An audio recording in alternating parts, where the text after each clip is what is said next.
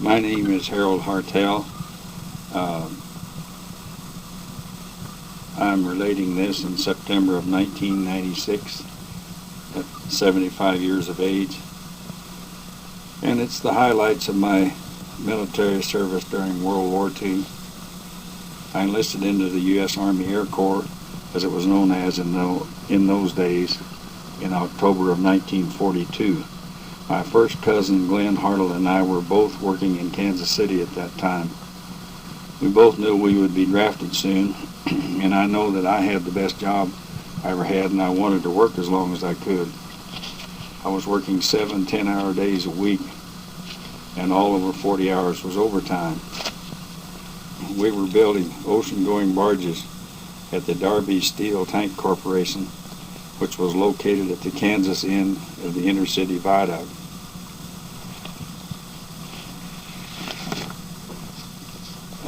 As an aside, I had quit driving back and forth from my mom's and dad's house to my job and was getting room and board at a house close to my job, which was run by 2 widowed sisters. The cost was $7 per week. They even packed a lunch for us. No one nowadays can believe that. Also, I met the girl I married there in Kansas City. She was working at North American Aviation, building B-25 bombers.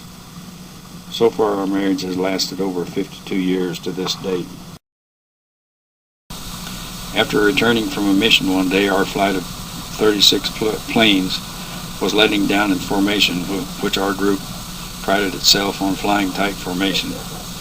And as I was through for the day, I got to walk around the oxygen bottle and went back through the radio room and the bomb bay by the ball turret area. We had some magazines there, and I had time to kill. I plugged into the main oxygen line, and the next thing I knew, I was hanging halfway out of the plane. I'd been knocked out, had been hit on the head by something, and my leather helmet and oxygen mask were gone. We were still at altitude when the accident happened, so I was short of oxygen and nauseated. The plane had been torn in half about the radio room. I would have fallen out of the plane except for the torn aluminum that caught my flight suit. My parachute had been with me when the accident occurred, but now I didn't know where it was. I had to pull my flight suit loose from the torn aluminum and crawl back into the aft portion of the plane, which was spinning down. Had no idea how close to the ground we were, and the centrifugal force was very strong. I finally managed to get back into the plane. Things were floating in midair, including 50 caliber machine guns. I could see the gunners looking for their chutes. Believe me, I was praying harder than I ever had. All at once, it was like a beam of light focused on a parachute. I knew that was my chute. I managed to crawl to it and snapped it onto my parachute harness. I knew I couldn't make it to the door, so I crawled out the open end of the plane as it was spinning down. My flight suit hung again on the torn aluminum, but I jerked loose, slid back along the fuselage and up over the vertical stabilizer. I was floating free, and the sky was littered with debris from the plane. I saw the front of the plane going down and saw it explode. I pulled the ripcord on my chute and was floating down when someone fell by me without a chute. I couldn't tell who it was. When my chute opened, the jerk made my wool-lined boots fly off. They were a little large anyway. I landed in a plowed field that was very wet in my stocking feet. I almost went to my knees in the mud when I landed. My chute still had some air in it and was dragging me across the field. I didn't care as I was down, and I was still sick and nauseated. An English youngster about 9 or 10 years old ran up. He started pulling the parachute shroud lines on one side to dump out the air. I started to get up, and he jumped astride my chest and told me to stay still. He said, "I know just how to take care of you, as I've had some training." He got out a handkerchief and started wiping blood off my face and head where I had some cuts. He kept saying over and over, "A fine jump, sir, a fine jump, sir." About then, some English civilians drove up close by and took me to the local hospital. I was too discombobulated at the time, and I didn't even get that English boy's name. I would like to have done something for him. The accident happened over England, close to the town of Bury St. Edmunds.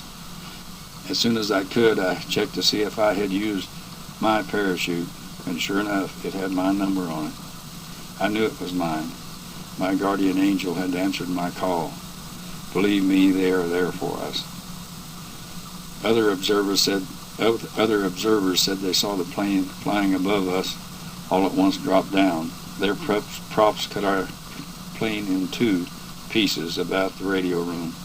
No one ever knew why this happened. They were an experienced crew, only had to fly one more mission over Germany before going home to the States. After hitting us, their plane went down at a steep glide and crashed upside down in a small lake. No one got out. 10 men dead in that plane. My wife was living in North Kansas City at the time this happened. She was several months pregnant, and she miscarried. We figured out later that she miscarried at almost the exact time of my plane accident. After getting out of the hospital, I went to the funerals of my crew members. They were buried in a U.S. military cemetery at Cambridge, England. I wrote to all of my crew's families. Some were wives and some parents. They wrote back, some wanting to know why I got out and their loved ones did not. How can you explain that? I didn't even know myself. My third plane crashed and the worst. After the Japanese surrendered aboard the battleship Missouri, it was just a matter of time before I was discharged. I chose to be discharged in Florida. Charlene and I had been living in a Spanish-style house on a bayou in Tampa, and had rather enjoyed our stay there. I'd been in the military a little over 3 years, started as a private, and was now a first lieutenant, and was due for our captain's rate if I stayed in. I had received a Good Conduct Medal, European Theater of Operations ribbons, and 4 air medals, but I was ready for the discharge. Thus ended my three years plus in the military service of my country during World War II. And that's the highlights. That's it.